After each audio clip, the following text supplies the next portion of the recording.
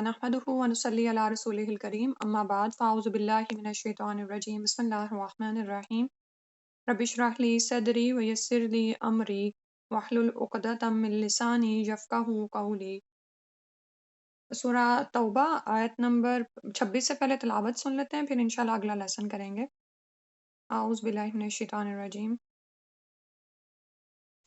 ثم أنزل الله سكينته على رسوله وعلى المؤمنين وأنزل جنودا لم تروها وعذب الذين كفروا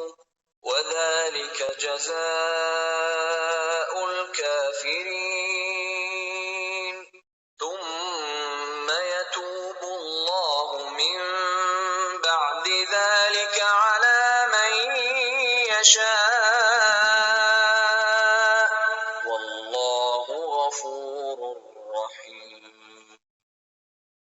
يا أيها الذين آمنوا إنما المشركون نجس فلا يقربوا المسجد الحرام بعد عامهم هذا وإن خفتم عيلة فسوف يغنيكم الله من فضله إن شاء إن الله عليم حكيم۔ قاتلوا الذين لا يؤمنون بالله ولا باليوم الآخر ولا يحرمون ما حرم الله ورسوله ولا يدينون دين الحق من الذين أوتوا الكتاب حتى يعطوا الجزية عن يد وهم صاغرون۔ وقالت اليهود عزير ابن الله وقالت النصارى المسيح ابن الله ذلك قولهم بأفواههم يضاهئون قول الذين كفروا من قبل قاتلهم الله أنى يؤفكون۔ اتخذوا أحبارهم ورهبانهم أربابا من دون الله والمسيح ابن مريم وما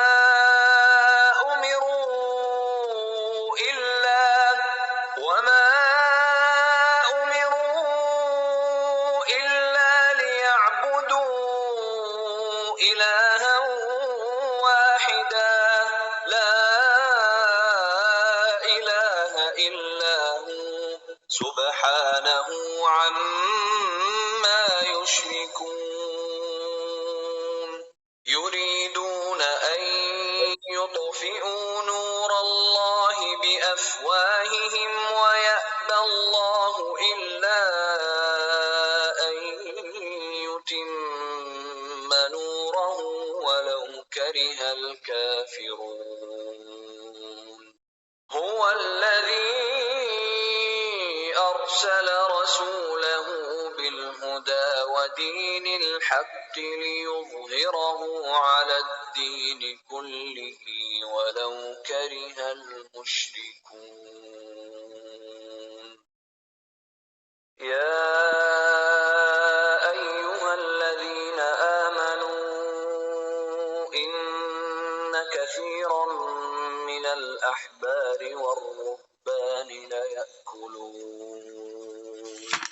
ليأكلون أموال الناس بالباطل ويصدون عن سبيل الله والذين يكنزون الذهب والفضة ولا ينفقونها في سبيل الله فبشرهم بعذاب أليم۔ يوم يحمى عليها في نار جهنم فتكوى بها جباههم وجنوبهم وظهورهم هذا ما كنزتم لأنفسكم فذوقوا ما كنتم تكنزون. جی آیت نمبر 35 سے ہی شروع کرتے ہیں۔ اعوذ باللہ من الشیطان الرجیم، بسم اللہ الرحمن الرحیم۔ تو بات یہاں پہ یہ ہو رہی تھی کہ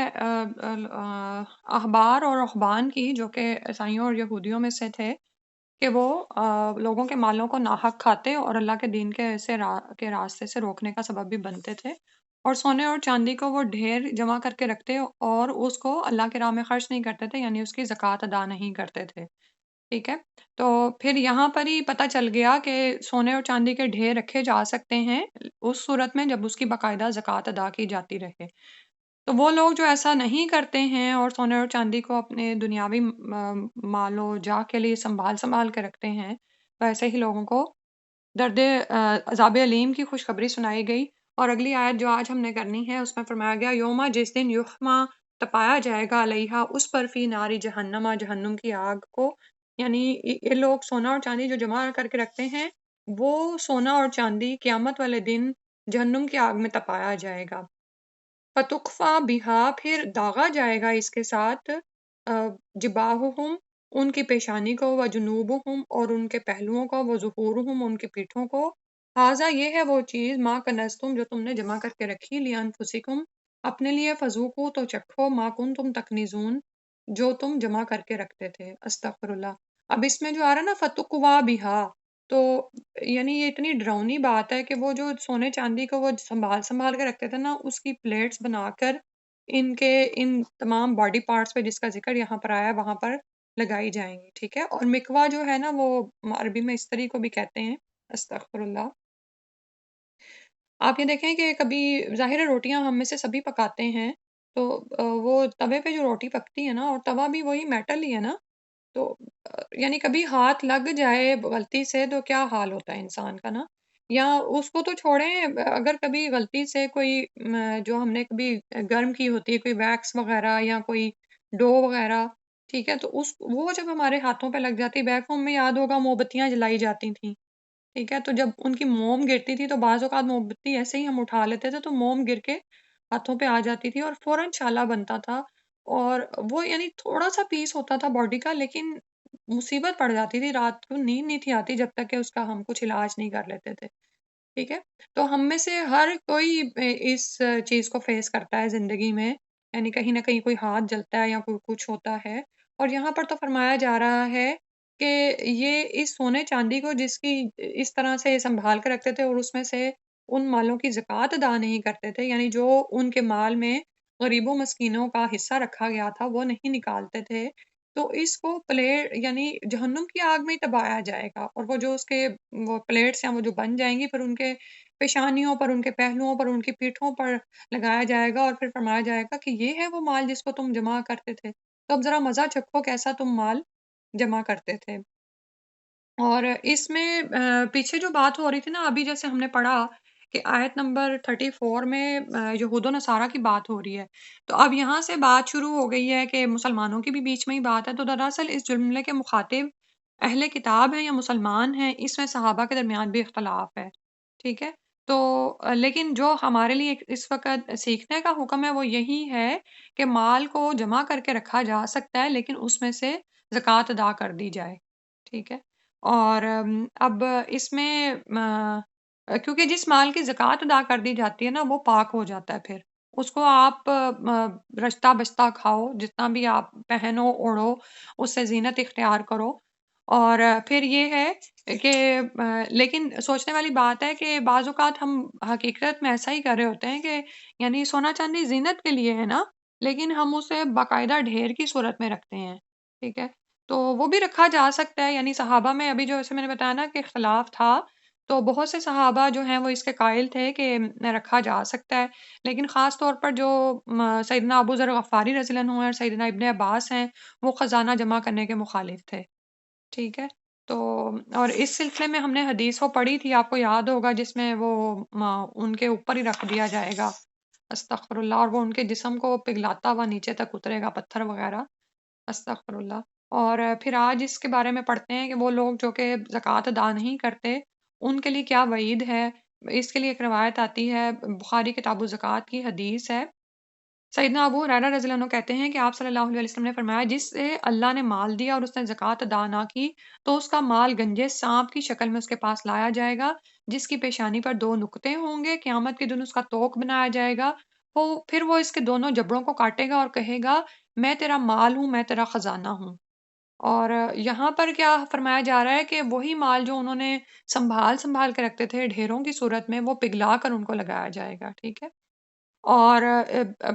یہاں پہ جو گنجے سانپ والی حدیث ہم پڑھ رہے ہیں تو اس میں بھی آ کے دیکھیں کہ مال کو سنبھال سنبھال کے رکھنا اور پھر اس کو اللہ کی راہ میں نہ لگانا، تو وہی مال اس کے لیے گنجا سانپ بن جائے گا نا، اور اس کو پکڑ لے گا، اس کو جبڑوں کو کھینچے گا، استغفر اللہ، یعنی توق بنا کے اس کے گلے میں پہنا دیا جائے گا، اللہ معاف فرمائے۔ پھر اس کے بعد اگلی جو ہے مسلم کتاب الزکوٰۃ کی ایک حدیث ہے، وہ میں پڑھتی ہوں۔ سیدنا ابو ہریرہ رضی اللہ عنہ کی روایت ہے کہ آپ صلی اللہ علیہ وسلم نے فرمایا، جو سونے اور چاندی کا مالک اس کا حق ادا نہیں کرے گا تو قیامت کے دن اس کے لیے آگ کے تختے بنائے جائیں گے، پھر انہیں دوزخ کی آگ سے خوب گرم کر کے اس کے پہلو، پیشانی اور پیٹھ پر داغ لگائے جائیں گے۔ جب وہ ٹھنڈے ہو جائیں گے تو دوبارہ گرم کیے جائیں گے، اور اس دن مسلسل یہی ہوتا رہے گا، جس کی مقدار 50,000 سال ہے۔ یعنی قیامت کے سارا دن جو اس آیت میں بھی آ رہا ہے نا کہ یوم یحمى علیہا فی نار جہنم، کہ وہ یہ سارا مال جو سے جہنم کی آگ میں تپایا جائے گا۔ بالآخر جب بندوں کا حساب ہو جائے گا تو یا تو اسے جنت کا راستہ بتا دیا جائے گا یا دوزخ کا، ٹھیک ہے۔ تو اس سے کیا پتہ چلتا ہے کہ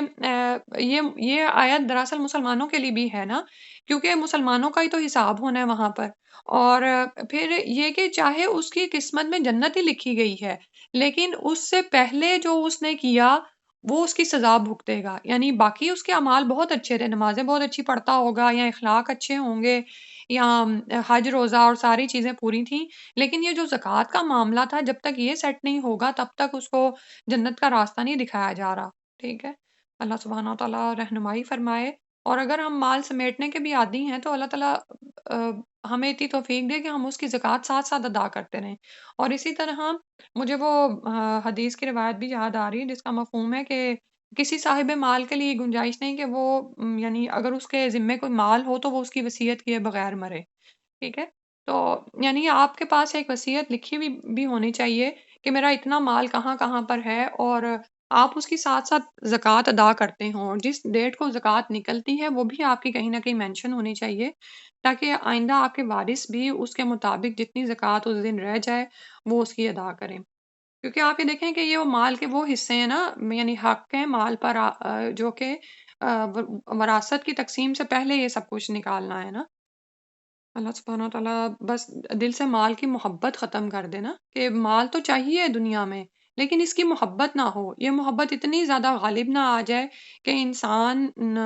یعنی اللہ کے حکموں کو بھول جائے۔ اور کتنی دفعہ ایسا ہوتا ہے نا کہ بعض اوقات اولاد کی محبت میں ہم یہ کر رہے ہوتے ہیں کہ نہیں، یہ اب میں نے مال جمع کیا ہوا ہے، میری اولاد کے کام آئے گا، اس کی سٹڈیز میں کام آئے گا، اس کی شادی پر کچھ اس کو دینے کے کام آئے گا۔ بہت سے ایسے پلانز ہوتے ہیں ہمارے ذہن میں، اور جب اسی کی زکوٰۃ نکالنی پڑتی ہے تو بعض اوقات اتنا ہوتا نہیں ہے، تو بندہ پھر سوچ میں پڑ جاتا ہے۔ تو اس وقت یاد رکھیں کہ زکوٰۃ عموماً اسی جنس میں سے نکالی جاتی ہے جو کہ آپ نے رکھی ہوئی ہوتی ہے، ٹھیک ہے۔ مثلاً یہ کہ آپ کے پاس بہت زیادہ جوڑے ہیں، ویسے تو میرا نہیں خیال کہ ہم میں سے کوئی اتنا ہوگا،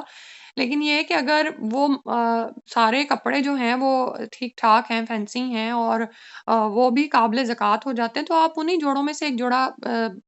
حساب لگا کے تو زکوٰۃ کا نکال سکتے ہیں۔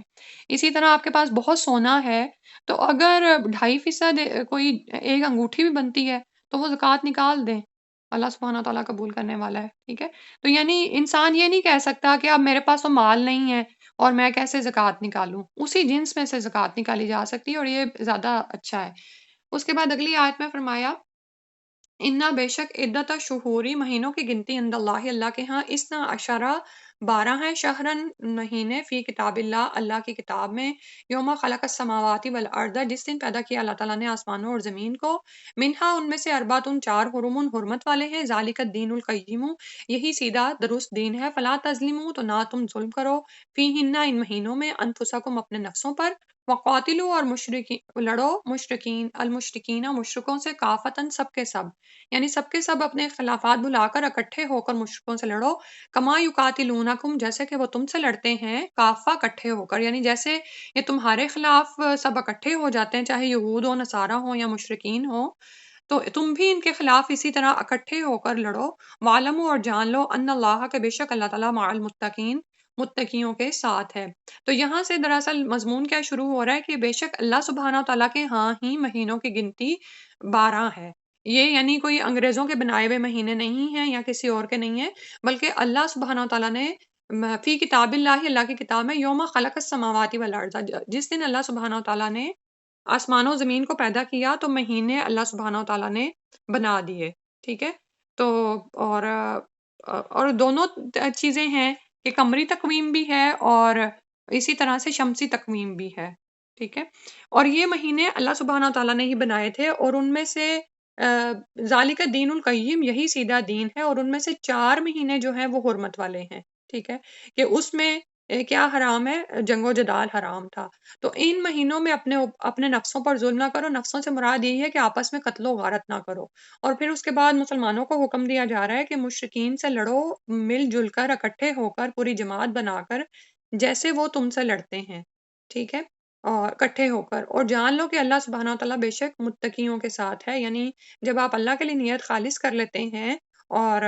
اس راہ پر چل پڑتے ہیں تو اللہ سبحانہ تعالیٰ کی مدد ضرور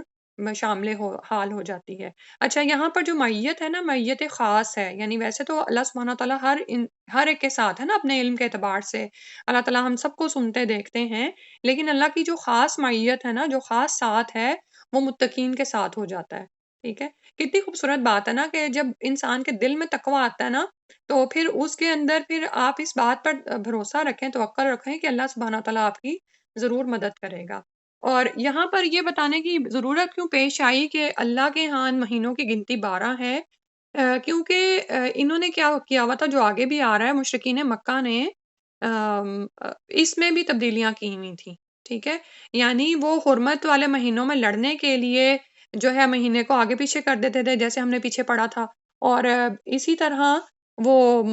قمری تقویم کو ہلا دیتے تھے، ٹھیک ہے، اور اس کو شمس کے برابر لے آتے تھے، شمسی تقویم کے طرح لے آتے تھے۔ تو اللہ تعالیٰ نے فرمایا ہے کہ مہینے جو انہوں نے بنائے ہوئے ہیں نا، یہ دراصل اللہ سبحانہ تعالیٰ نے ہی پیدا فرمائے تھے، لیکن انہوں نے اس میں ہیر پھیر کر دیا ہوا ہے، گڑبڑ کر دی ہوئی تھی، یعنی اگر محرم کا مہینہ تو وہ محرم کا نہیں ہوگا نا، سمجھ آ گئی بات کی، اور سارا وہ جو ان سے ہولڈ ہی ان کا تھا، تو جب وہ اناؤنس کر دیتے تھے کہ یہ والا مہینہ یہ چل رہا ہے، یہ چل رہا ہے، تو لوگ اسی کے اوپر تھے۔ تو فرمایا یہ جا رہا ہے کہ آسمان و زمین کی پیدائش کے ساتھ ہی اللہ سبحانہ تعالیٰ نے مہینوں کو ترتیب دے دیا تھا۔ پھر اس سے اگلی آیت میں فرمایا انما بے شک النسیء بھلا دینا یا ہٹا دینا، زیادتن زیادتی ہے، فی الکفر کفر میں، یضلوا یہ بہکاتے ہیں، بھی ساتھ اس کے گمراہ ہوتے ہیں اس کے ساتھ، الذین کفروا وہ لوگ جنہوں نے کفر کیا، یحلونہ وہ اس کو حلال کرتے ہیں، آمن ایک سال میں، ویحرمونہ اور وہ اسے حرام کر دیتے ہیں، آمن ایک سال میں، لیواتیوا تاکہ وہ پوری کر لیں، عدتہ گنتی، ما حرم اللہ جو اللہ نے حرام کی ہے، فیحلوا تو وہ حلال کرتے ہیں، ما حرم اللہ جو اللہ سبحانہ تعالیٰ نے حرام کیا، زینا مزین کر دیے گئے لہم ان کے لیے، سوء اعمالہم ان کے برے اعمال، واللہ لا یہدی القوم الکافرین اور اللہ سبحانہ تعالیٰ ایسے کافروں کو ہدایت نہیں دیتا، ٹھیک ہے، یعنی یہ ایک کافرانہ حرکت ہے جو انہوں نے مزید کی ہوئی ہے، اور اس سے یہ گمراہی میں مبتلا کیے جاتے ہیں، کسی سال ایک مہینے کو حلال کرتے تو کسی سال اس کو حرام کر دیتے، اور اللہ تعالیٰ کے حرام کیے ہوئے مہینوں کی تعداد تو پوری کر دیتے تھے، لیکن کرتے کیا تھے کہ اللہ کا حرام کیا ہوا حلال کر لیتے تھے، اور آپ یہ دیکھیں کہ یہ سب اعمال کر کے بھی وہ ان باتوں پر بڑے یعنی فخر کرتے تھے کہ ہم تو اللہ کی راہ میں حاجیوں کو پانی پلاتے ہیں، اور حرم کعبہ کی حفاظت کرتے ہیں اور اس کی صفائی اور یہ سب کچھ کرتے ہیں۔ تو یہ دراصل کیا تھا کہ اللہ تعالیٰ فرما رہے ہیں کہ ان کے اعمال ان کی نظروں میں مزین کر دیے گئے جو ان کے برے اعمال ہیں، یعنی یہ خود کو بڑے اسمارٹ سمجھتے ہیں کہ دیکھو ایک طرف ہم نے گنتی بھی پوری کر لی اور اپنا مقصد بھی حل کر لیا، یعنی جب وہ لڑنا چاہتے تھے تو حرام محلے کو حلال بھی تصور کر دیتے تھے۔ تو اللہ تعالیٰ نے فرمایا کہ جب حالت یہ ہو، اور اس کو آپ تقویٰ سے ہی لے لینا کہ پیچھے متقین کی بات کی جا رہی ہے، اور یہاں پر اسمارٹنیس کیا نظر آ رہی ہے کہ غلط چیز کو درست کر دیں، بتانا، دوسروں کو پھر سجا سنوار کے دکھانا، اور خود بھی وہ چیزیں ان کی نظروں میں مزین ہو گئی ہیں، ٹھیک ہے؟ تو ایسے لوگ پھر ہدایت نہیں پاتے ہیں جن کے اندر تقویٰ نہ ہو اور وہ اپنے مقصد کے لیے، دنیاوی مقاصد کے لیے کچھ بھی کرنے کو تیار ہوں، تو اللہ تعالیٰ نے فرمایا ایسے لوگ ہدایت نہیں پاتے۔ اس کے بعد فرمایا یا ایھا الذین آمنو، اے وہ لوگو جو ایمان لے آئے ہو، مالکم کیا ہے تم کو، اذا جب قیل لکم کہا جاتا ہے تمہارے لیے، انفرو نکلو، فی سبیل اللہ اللہ کی راہ میں، اثاقلتم تو تم گرے جاتے ہو، الی الارض زمین کی طرف، یعنی جھکے پڑتے ہو، جیسے زمین کے ساتھ لگ جانا کہ نہیں مجھے نہیں اب جانا۔ اراضیتم کیا تم راضی ہوگے بالحیات دنیا، دنیا کی زندگی پر، من الآخرتی آخرت کے مقابلے میں، یعنی تم تو چاہتے ہو کہ اب دنیا پر ہی راضی ہو جاؤ، جو یعنی جو آسائشیں یہاں پہ ملی ہیں بس اسی پر ریجھ گئے ہو، اور آخرت کا تو تمہیں کوئی خیال ہی نہیں ہے۔ فما متاع الحیات الدنیا، تو دنیا کا متاع، دنیا کی زندگی کا متاع، فائدہ یا سامان، فی الآخرتی آخرت کے مقابلے میں، الا قلیل مگر تھوڑا ہی ہے، یہ تو بہت ہی تھوڑا ہے، اور اس کا زیادہ بھی تھوڑا ہے اور اس کا تھوڑا تو بہت ہی تھوڑا ہے۔ تو یعنی انسان خود سوچے کہ وہ کس چیز کو ترجیح دے رہا ہے اس دنیا میں کہ، اور یہاں پر دراصل جہاد کی تبلیغ کی جا رہی ہے مومنین کو، کہ پیچھے بھی اسی طرح فرمایا نا کہ کیا کرو کہ سب کے سب اکٹھے ان کے خلاف نکلو، اور یہاں پر بھی پھر اسی طرح کہا جا رہا ہے کہ جیسے یہ تمہارے ساتھ لڑتے ہیں تم بھی نکلو، اور ہر حال میں نکلو۔ اب انفرو فی سبیل اللہ استاقلتم، انفرو فی نکلو اللہ کی راہ میں، جب تم سے کہا جاتا ہے کہ اللہ کی راہ میں نکلو، تو پھر اور حالت تمہاری کیا ہوتی ہے کہ تم دنیا کی زندگی کو ترجیح دینا شروع ہو جاتے ہو آخرت کے مقابلے میں، ٹھیک ہے؟ اور یہاں پر ہم سب اپنے عمل کے لحاظ سے دیکھ سکتے ہیں کہ جب اللہ کی راہ میں نکلنے کی بات آتی ہے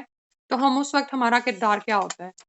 ٹھیک ہے؟ کہ ہم کس طرح کے بہانے لگا رہے ہوتے ہیں، یا یہ کہ کیونکہ یہاں پر جو لفظ آ رہا ہے نا استاقلتم، اس کو آپ اپنی زندگیوں میں بھی دیکھ سکتے ہیں نا، کہ جب جہاد کی پکار پڑتی ہے، اور ظاہر ہے عورتوں کے لیے ہم ظاہر ہے باقاعدہ طور پر میدان جنگ میں تو نہیں جا رہے ہیں نا، ہمارا تو جہاد یہی ہے کہ دین سیکھیں، سکھائیں، اپنی نسلوں کی تربیت کریں، اور جس حد تک دوسروں کو بتا سکتے ہیں اس کو پھیلانے میں، اس کی اشاعت میں مدد کریں، ٹھیک ہے؟ اور ہم یہ نہیں کہہ سکتے کہ چونکہ ہم اس وقت طاقت میں نہیں ہیں تو ہم نہیں کر سکتے ہیں یہ کام۔ آپ یہ دیکھیں کہ رسول صلی اللہ علیہ وسلم کی جو مکی زندگی ہے اس میں تو تلوار اٹھانے سے منع کیا گیا تھا، لیکن رسول صلی اللہ علیہ وسلم تبلیغ و اشاعت میں تو شروع سے لگے ہوئے ہیں، پہلے 3 سال ان کو جو ہے پوشیدہ تبلیغ کا کہا گیا، اور اس کے بعد وہ 3 سال کے بعد ان کو اعلانیہ تبلیغ کرنے کا حکم ملا، تو وہ مسلسل اس راہ میں لگے ہوئے تھے، اور حتیٰ کہ پھر جب صلح حدیبیہ ہوئی ہے تو اس کے بعد مسلمان اس قابل تھے کہ بڑے بڑے بادشاہوں کو بھی مسلمانوں نے خط لکھے اور تبلیغ و اشاعت کی، لیکن آپ یہ دیکھیں کہ عرب کے بہت سارے حصوں میں فتح مکہ سے پہلے ہی اسلام کی خبر پہنچ چکی ہوئی تھی، ٹھیک ہے؟ کیونکہ یہ رسول صلی اللہ علیہ وآلہ وسلم کی جو ہے وہ ایک اٹموسٹ ایفرٹس تھیں، کوشش تھی، ایک جہاد تھا نا، یہی جہاد ہے دراصل، کہ وہ مسلسل کوشش میں لگے ہوئے تھے، اور وہ لوگ جو کہ ان پر ایمان لے آتے تھے وہ تو تبلیغ و اشاعت میں لگ ہی جاتے تھے، لیکن ان کے جو نہ ماننے والے تھے اور ان کا انکار کرنے والے تھے، وہ بھی نبی صلی اللہ علیہ وسلم کو کیا کہتے تھے؟ آپ میں سے ہی کوئی شیئر کرے کیسے رسول صلی اللہ علیہ وسلم کی پہچان ہو گئی تھی مکہ کے، یعنی عرب میں ساری جگہوں پر؟ حج سے ہی یاد کر لینا، حج کے دنوں میں قافلے آتے تھے مختلف علاقوں سے، تو کیا ہوتا تھا؟ جو رسول اللہ صلی اللہ علیہ وسلم کو جو وہ تبلیغ سے جب روکنا چاہ رہے تھے تو ان کے بارے میں جو مشہور کیا ہوا تھا، دعوت کی وجہ سے وہ پہچاننے لگ گئے تھے نا کہ ایک نیا دین لے کر آیا نبی ہے۔ ہاں، یعنی اپنے جزاک اللہ خیر، اپنے ہی دشمنوں کے ہاتھوں رسول صلی اللہ علیہ وسلم کا شہرہ ہو گیا تھا کہ لوگ جب آتے مکہ میں حج کرنے کے لیے تو باہر سے ہی روک دیے جاتے کہ بھی ایک جادوگر، ایک شاعر، ایک مجنوں آیا ہے تو تم اس کی بات نہ سننا، ٹھیک ہے؟ اب وہ عرب کے کونے کونے میں دعوت اور تبلیغ تو پہنچ گئی تھی، اس کو ابھی اس کا جواب دینے کے لیے لوگ اس بات کے انتظار میں تھے کہ اونٹ کس کروٹ بیٹھتا ہے، اور بہت سے لوگ اس انتظار میں تھے کہ اگر تو مسلمان غالب آ گئے تو ہم فوراً اسلام قبول کر لیں گے، ٹھیک ہے، تو بالکل اسی طرح سے آپ یہ دیکھیں کہ ہم معاملہ تو یہ ہے نا کہ ہم کر کیا رہے ہیں، کہ مومنین کو جب کہا جائے کہ نکلو اللہ کی راہ میں، اور اللہ کی راہ میں نکلنے سے مراد یہ نہیں کہ آپ دروازہ کھول کے باہر ہی نکل جائیں گے، ہماری تو تبلیغ گھر میں بھی موجود ہے، ہم روزانہ کوئی نہ کوئی کام کریں، تو اس وقت آپ یہ دیکھیں کہ کیا ہم سستی کے مارے بس نہیں آج تو میں کمفرٹ زون میں ہوں، اچھے موڈ میں نہیں ہوں، یا یہ کہ آج تو مجھے آج ہی تو مجھے فارغ ہوں، آج ہی تو مجھے بیٹھنے کا موقع ملا ہے، ٹھیک ہے، گھر کے کاموں میں ہم عورتیں اس طرح سے پھنس گئی ہوئی ہیں، اردیتم بالحیات الدنیا من الآخرہ، کہ ہم کہتے ہیں کہ اچھا ابھی تو میں نے سارے گھر کے کام کیے ہیں، یہ بھی تو میری ذمہ داری ہے، اب میں تھوڑا سا آرام کر لوں، نہیں، وہ آرام ہی تو کام کا وقت ہے، ٹھیک ہے، اس میں ہی تو کام کرنا ہے، کہ اب آپ نے جب اپنے گھر کی وہ والی ذمہ داریاں ادا کر دی جو آپ پر لازم آتی ہیں، تو ہم میں سے کوئی تو کام کرے گا نا، کیونکہ اگلی آیت میں پھر فرمایا جائے گا کہ نہیں کرو گے تو پھر بدل دیے جاؤ گے، دوسری قوم آ جائے گی، یہ اللہ کو نہیں چاہیے تمہارا نکلنا، تمہارا کام کرنا، یہ تو تمہاری اپنی ذات کے لیے ہے، ٹھیک ہے، تو سب ہم اپنا اپنا انالیسس کر سکتے ہیں، اردیتم بالحیات الدنیا من الآخرہ، آخرت میں جو اجر و ثواب ملنے والا ہے، یہ جو اجر و ثواب ہے نا، یہ جو امر بالمعروف و نہی عن المنکر ہے نا، یہ ہمارے دین کا حصہ ہے،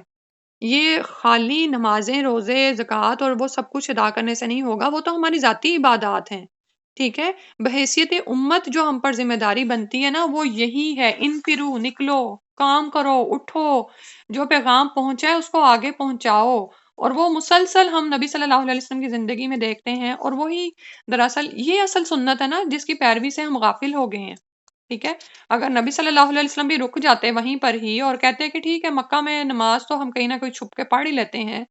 تو پھر کہاں پہ ہونا تھا ہم نے، ٹھیک ہے، انفرو فی سبیل اللہ اثاقلتم الی الارض اردیتم بالحیات الدنیا من الآخرہ، تو فرمایا جا رہا ہے کہ فما متاع الحیات الدنیا، یہ جو مالو متاع سمیٹ سمیٹ کر رکھ رہے ہو، جو تمہیں بہت زیادہ لگتا ہے، یہ آخرت کے مقابلے میں کچھ بھی نہیں ہے، الا قلیل، صرف تھوڑا سا ہی ہے، اس کا تو زیادہ بھی قلیل ہے، اور اس کا قلیل تو بالکل ہی قلیل ہے، اور دنیا میں ہم کیسے کیسے ہمیں پتہ چل جاتا ہے نا کہ کوئی خوشی کا دن آتا بھی ہے تو کتنے لمحات کے لیے ہوتا ہے، ایک خوشی کے دن کے لیے ہم اتنی تیاریاں کرتے ہیں، اور اس کے بعد وہ سب مٹی اور ہاتھ سے ایسے جیسے ریت کی طرح وہ گر جاتا ہے، اسی طرح کوئی اچھا سوٹ ہے، کوئی زیور ہے، یا گھر ہے، یا جن کی صفائیوں میں ہم لگی رہتی ہیں، یا اسی طرح بینک بیلنس بڑھانے کا شوق ہے، مردوں کو گاڑیاں، موبائلز اور جو بھی چیزیں ہیں، یہ قلیل ہے، کچھ بھی نہیں ہے، یا تو یہ ختم ہو جائے گا یا ہم ہی ختم ہو جائیں گے، پھر فرمایا اللہ تنفروا، اگر تم نہیں نکلو گے یعذبکم عذابا الیما، تو اللہ دے گا تم کو دردناک عذاب، ویستبدل قوما غیرکم، اور بدل دے گا ایک قوم کو تمہارے علاوہ، ولا تضروہ شیئا، اور تم اس کا کچھ بھی نہ بگاڑ سکو گے، اللہ اکبر، واللہ علی کل شیء قدیر، اور اللہ ہر چیز پر خوب قدرت رکھتا ہے،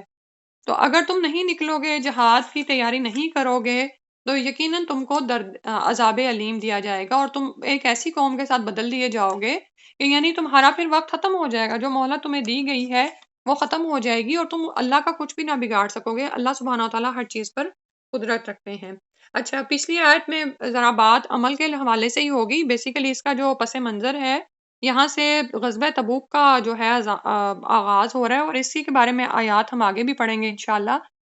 کہ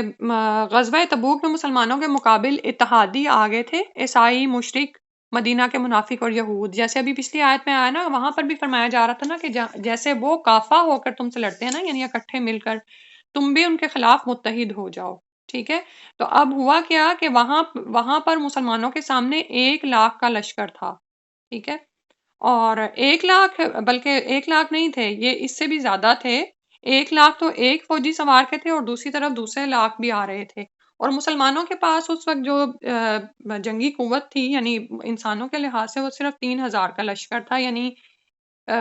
جو ریشو بن رہی تھی نا 66 ورسز 1 کی بن رہی تھی، ٹھیک ہے،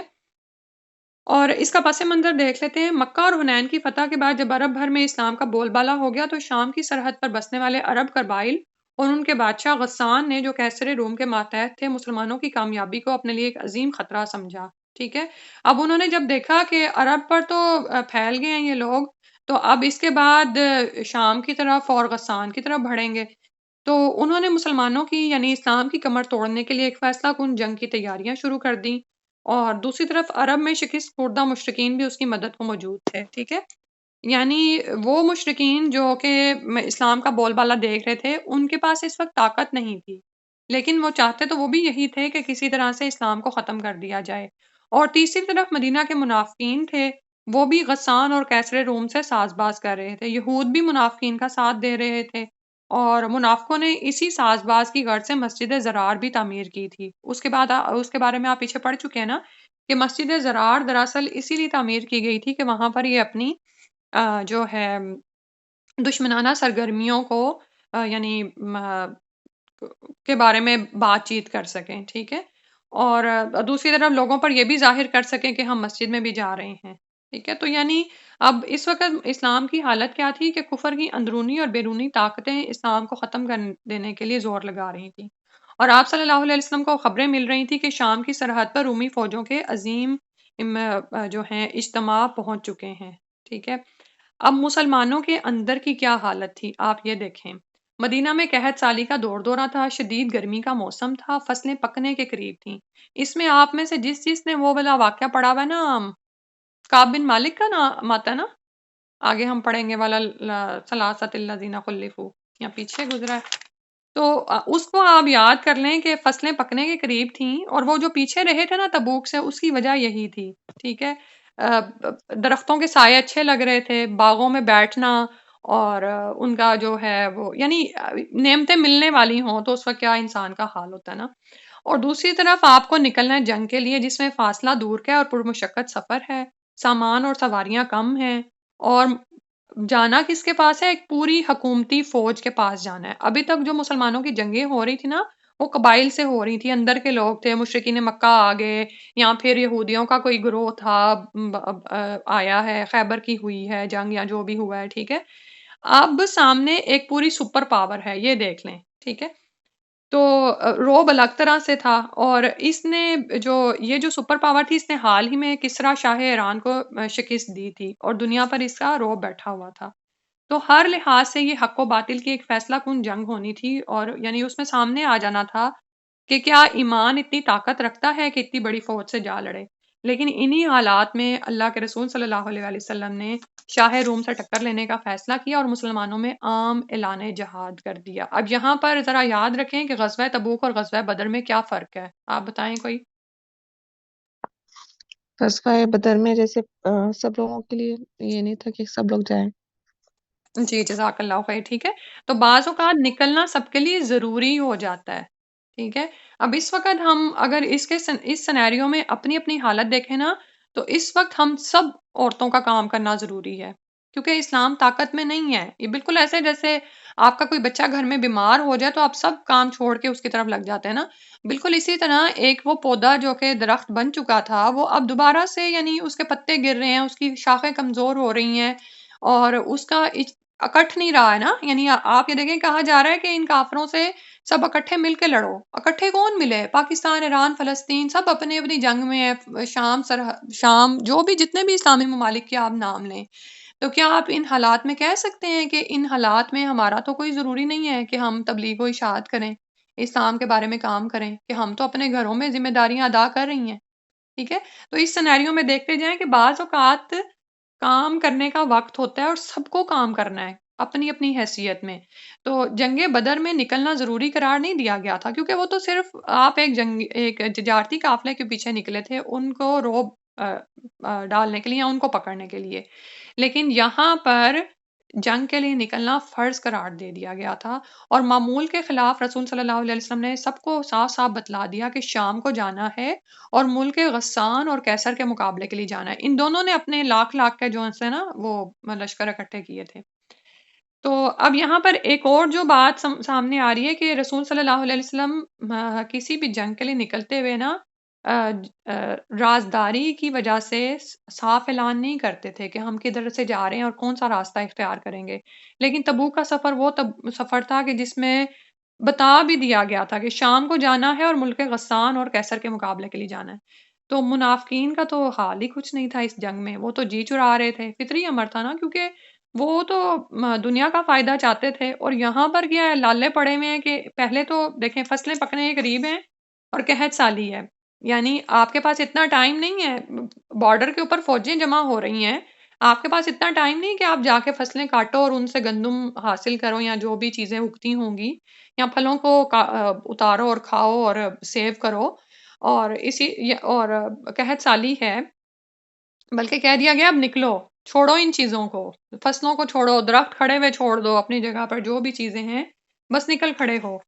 کچھ سمجھ آ رہی ہے؟ یعنی آپ کو کہا جا رہا ہے کہ ایک عید بازار آ رہا ہے اور اس میں آپ نے پوری تیاری کی ہوئی ہے، اب آزمائش آ پڑی کہ اب وہ جو سارا سامان آپ نے خریدا ہوا ہے اور اس کے سیل ہونے کا موقع ہے اور پروفٹ ملنے کی توقع ہے، اور ذی الحجہ کے دن شروع ہو گئے ہیں، اب آپ فضیلت والے دنوں کو پریفر کر رہے ہیں کہ آپ چاہیں گے کہ مارکیٹ میں جا کے ضائع کر رہا ہے، ٹھیک ہے؟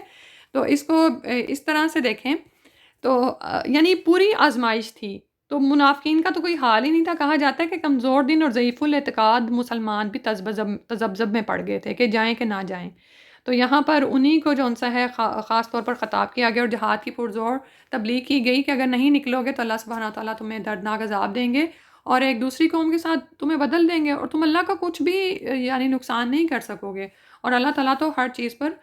پوری قدرت رکھتے ہیں، ٹھیک ہے؟ یعنی اللہ تعالیٰ کا تم پر احسان ہے کہ اس نے تمہیں دین کی سربلندی کے لیے منتخب کر لیا ہے، تمہارے بجائے دوسروں کو بھی یہ موقع دیا جا سکتا تھا، ٹھیک ہے؟ اور اب اس وقت بھی اگر تم انکار کرو گے تو تمہیں ان سے پٹوایا جا سکتا ہے اور اللہ تعالیٰ خود بھی سزا دے سکتے ہیں، اور اس کے بعد اللہ تعالیٰ کو تو اپنے دین کو غالب کرنا ہے، تمہارے بعد دوسرے لوگ آ جائیں گے، ٹھیک ہے؟ تو یہاں پر جو واضح طور پر بات بھی سمجھ آ رہی ہے وہ یہ ہے کہ کیونکہ عذابًا علیمہ کا ذکر آ گیا نا، تو پھر اس سے پتہ چلتا ہے کہ اگر اسلامی حکومت جہاد کا عام اعلان کر دے نا تو جہاد فرض عین ہو جاتا ہے، ٹھیک ہے؟ ایک تو ہوتا ہے نا کہ جیسے اب ہماری تو آرمیز بن گئی ہوئی ہیں، آرمی پر تو لازم ہے کہ وہ نکلے، لیکن اس کے علاوہ بعض اوقات کیا ہوتا ہے کہ ملک ایسی حالت میں ہوتا ہے کہ فوجیں کافی نہیں ہیں، تو اس وقت عام لوگوں کے لیے بھی نکلنا قرار دے دیا جاتا ہے کہ وہ بھی نکلیں، اور 1965 کی وار کی ساری اگر آپ نے ہسٹری پڑھی ہو تو آپ کو یاد ہوگا کہ ایکسکویشن کروائی گئی تھی، کچھ گاؤں خالی کروائے گئے تھے بارڈرز پہ کیونکہ جنگ چھڑ جانی تھی نا، اور پھر اسی طرح سے کہا جاتا ہے کہ سویلین ساتھ مل کر لڑے تھے یعنی فوجوں کے، سبحان اللہ۔ تو بالکل اسی طرح اب یہاں پر یہ یاد رکھیں کہ جب کوئی مصیبت آ پڑتی ہے نا تو پھر یہ نہیں دیکھا جاتا کہ بھئی میری یہ ڈیوٹی نہیں ہے، یہ تو فوج کی ڈیوٹی ہے جائے اور لڑے، نہیں، جب آپ دیکھ رہے ہیں کہ صورتحال کیا ہے تو پھر جہاد فرض عین ہو جائے گا۔ بالکل اسی طرح بعض اوقات ہم کہتے ہیں نا کہ تبلیغ و اشاعت جون سی ہے کہاں پہ فرض کفارہ ہے اور کہاں پر جون سا ہے فرض عین ہے، تو پھر ہر شخص اپنی اپنی زندگی میں اس کو دیکھ سکتا ہے اور حکمت کے مطابق اپنے لیے فیصلہ کر سکتا ہے، لیکن یہ آیتیں بڑی ہلا دینے والی ہیں کیونکہ آ رہا ہے کہ اگر نہیں نکلو گے یعذبکم عذابا الیما ویستبدل قوما غیرکم، یعنی واضح طور پر فرمایا جا رہا ہے کہ پھر بس تم ہلاکت پہ جاؤ گے اور اللہ تعالیٰ کا تم کیا بگاڑ سکتے ہو، واللہ علی کل شیء قدیر، اور اللہ سبحانہ تعالیٰ ہر چیز پر خوب قدرت رکھتے ہیں۔ اگلی میٹنگ انشاءاللہ شروع کرتے ہیں کیونکہ یہ مکمل ہو جائے گی۔ سبحانک اللہم و بحمدک نشہد ان لا الہ الا انت نستغفرک و نتوب الیک۔ السلام علیکم و رحمۃ اللہ۔